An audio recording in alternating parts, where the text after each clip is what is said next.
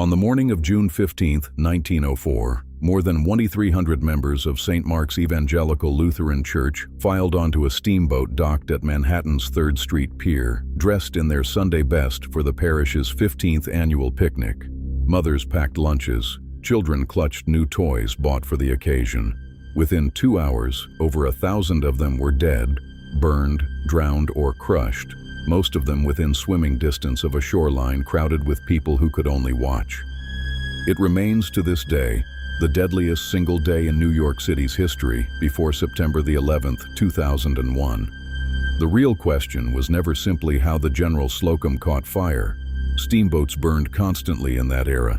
The question is how a dozen separate survivable failures happened to occur on the same vessel, on the same afternoon, and line up just precisely enough to erase nearly every child in a neighborhood. The first link in that chain was forged years before the fire, in the culture of an industry that inspected itself. The General Slocum was owned by the Knickerbocker Steamship Company, and federal investigators who later combed through the wreck found its life-saving equipment had been failing for years without consequence. The life preservers stored above deck had been hanging in salt air and boiler heat since the ship's earliest seasons, their canvas rotting, their cork filler crumbling to a powder no one had ever tested. Because inspections were brief, paid for by the operator, and rarely followed by anyone actually pulling a preserver down from the rack, the rot went undocumented year after year. A skipped inspection is invisible until the day it isn't. The second link followed naturally from the first. Because the crew had never been drilled in an emergency, because fire drills were treated as paperwork rather than practice, nobody aboard knew how to fight a fire once one actually started. Fire hose canvas, like the preservers, had spent years exposed without replacement, and when investigators later tested it, entire sections dissolved at the first real pressure. A trained crew might have compensated for old equipment. An untrained one, confronted with equipment that failed the instant it was needed, had no second option. On the morning of the disaster, that whole chain of quiet failures was still invisible. The General Slocum steamed north up the East River exactly as it had 100 times before, carrying families past the tenements of Kleindeutschland, Little Germany, the densely packed blocks of the Lower East Side that St. Mark's had served for 2 generations. Below deck, near a storage room where oily rags and straw sat too close to a heating stove, a small fire began. By every account, it was an ordinary shipboard fire, the kind that, on a properly equipped, properly drilled vessel, would have been a footnote.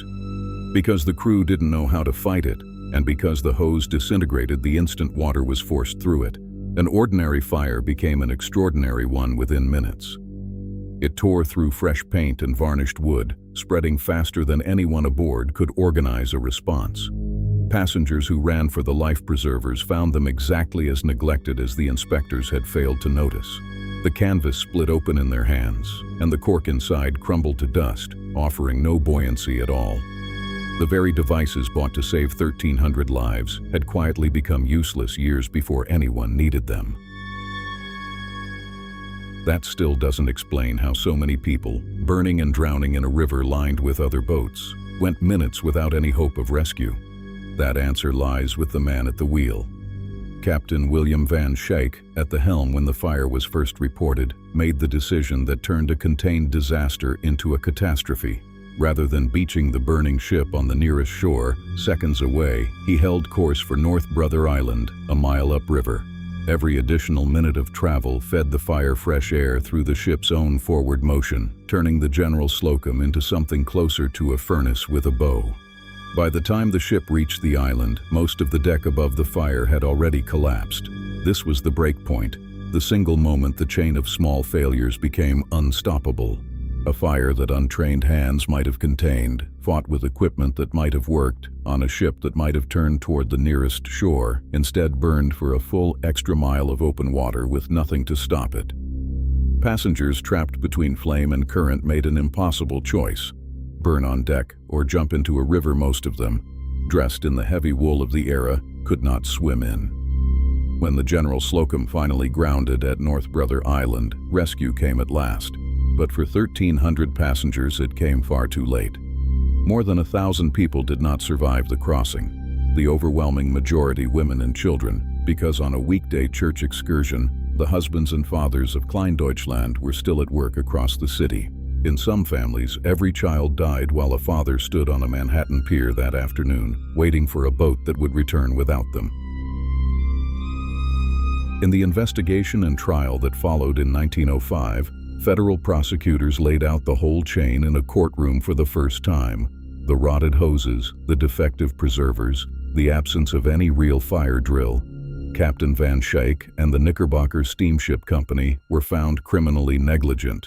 It was, on paper, accountability. In practice, the verdict answered exactly one question: who was legally responsible, while leaving the deeper one untouched. How a regulatory system built to catch these failures individually had somehow let all of them through at once. The more lasting damage happened off the water entirely. Kleindeutschland had been built over 2 generations, around families, around the same church pews, the same butcher shops, the same stoop conversations passed from parents to children. In a single afternoon, the neighborhood lost most of the generation that would have carried it forward. In the years after the disaster, survivors and neighbors left the Lower East Side in a wave, resettling uptown in Yorkville and beyond. Little Germany did not slowly fade the way most immigrant enclaves do, as children grow up and move away. It emptied out on purpose, in mourning, because the people who remained could not walk past the same church, the same pier, the same picnic route, without being reminded of exactly who was missing. Today, a modest fountain stands in Tompkins Square Park, a few blocks from where Kleindeutschland once stood, its plaques listing a fraction of the names lost that afternoon. Most visitors walk past it without knowing what it commemorates. That, in its way, completes the chain the disaster started, a neighborhood dissolved so thoroughly that even its memorial became something people no longer recognized. The General Slocum didn't just sink a ship on the East River in 1904. It emptied out a community's future in a single afternoon, and the neighborhood that vanished afterward was never counted among the disaster's casualties, though it should have been.